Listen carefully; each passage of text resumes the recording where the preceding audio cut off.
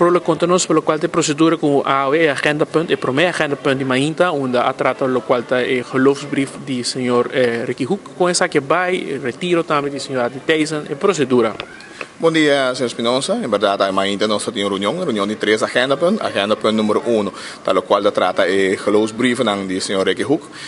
Aqui nossa instituição comissão e naturalmente na aprovação credencial. Agora que na manhã 2 horas se tu custa bom eta juramentar. E agora é parlamentário oficial. Senhor Adi Thijssen, no momento tem a noite de hoje, noite da parlamentário, entrante manhã 1 de dezembro e lo nota parlamentário, mas que me aceita a procedura, ela ser encaminhada e me quer amanhã 2 horas nós está com um parlamentário novo oficial com o senhor Ricky Hoek. Toch net promê que Luna cambia, que você logra passar para evitar impasse, mas viava passar para mencionar que a sociedade na Corsau, a agenda está apretada. Sim, não, ela dice tempo está um fator importante, nós não queda claro que processo e naturalmente até o último dia que está disponível para nós poder poner a agenda e naturalmente nós temos 2 agendas mas será añadir aqui a reunião tem que ter temprano 8:30 também para nós poder acomodar.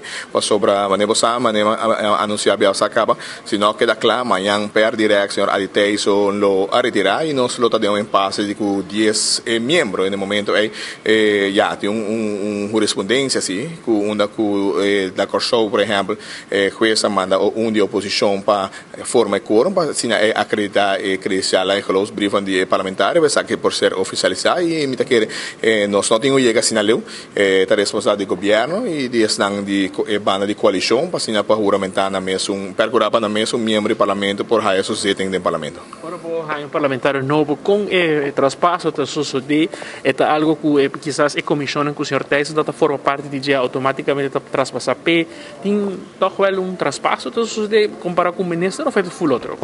No, nel caso che non tu commissiona con il signor Adi Thijssen da DNG, vai automaticamente arriva il signor Hoek. Mentre scambiare questo di signor Adi Thijssen e altro anno ora che è sentenziare bingo botingo vuole esplorare possibilità di gente che cambia, non il signor Hoek passo cambia, per ora che non vai di viaggio in lo quale è il lugar di signor Adi Thijssen.